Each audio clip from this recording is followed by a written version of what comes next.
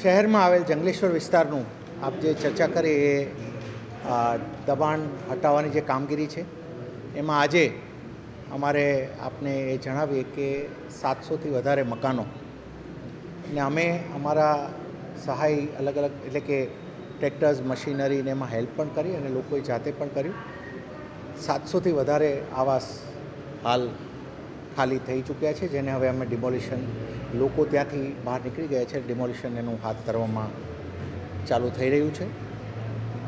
બીજા પણ ધીમે ધીમે ગ્રેજ્યુઅલી થઈ રહ્યા છે. ઇલેક્ટ્રિસિટીનું ડિસ્કનેક્શનની કામગીરી આજ સવારથી ચાલી રહી છે, તો એમાં પણ એક સારા નંબરમાં અમે ઇલેક્ટ્રિસિટી પણ ડિસ્કનેક્ટ કરી ચૂક્યા છીએ.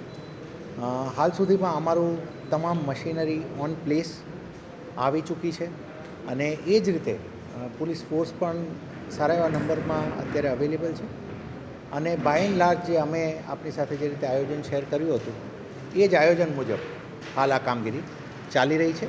હું ફરીથી જણાવું છું કે 700થી વધારે મકાનો એટલે કે જે અમારો 1498નો જે આવાસનો ટાર્ગેટ હતો, જે ઘરોનો ટાર્ગેટ હતો, એની સામે 700થી વધારે ઘરો હવે હાલ અમે ડિમોલિશન સ્ટેજમાં આવી ગયા કહેવાય, કેમ કે હવે ત્યાં કોઈ માણસો છે નહીં.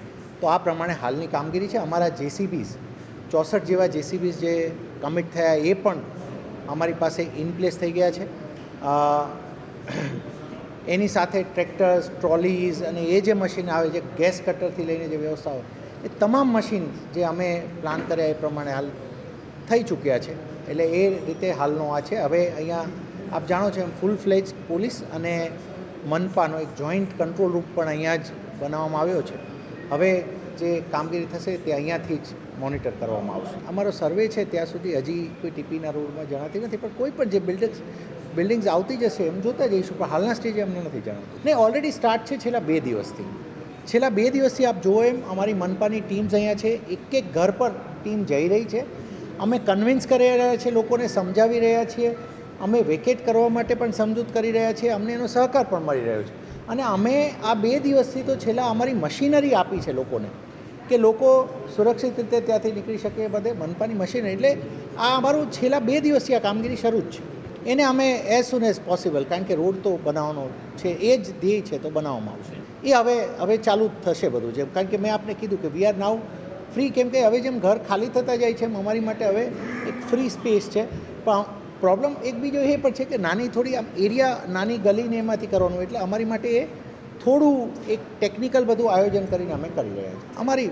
અમે આપને જેમ જણાવ્યું કે ખૂબ આ બાબતમાં બધાને જાણ થઈ છે, બધા સાથે ખૂબ, એટલે મને એ વસ્તુ હું આપને કહી શકું કે અમારા એફર્ટ્સ અમે સારા એવા કર્યા છે કે લોકો સુધી જઈ એમને સમજૂત કરીએ કે આ દબાણ છે, આ દબાણ હટાવવાનું. એનો આ રિઝલ્ટ પણ છે. આપને જણાવ્યું કે આજના દિવસે આપણે 700+ આવાસીસ આજે એ ખાલી થયા છે. તો ક્યાંક ને ક્યાંક આ અમે જે કન્વિન્સ કરી રહ્યા છીએ ઇટ ઇઝ વર્કિંગ.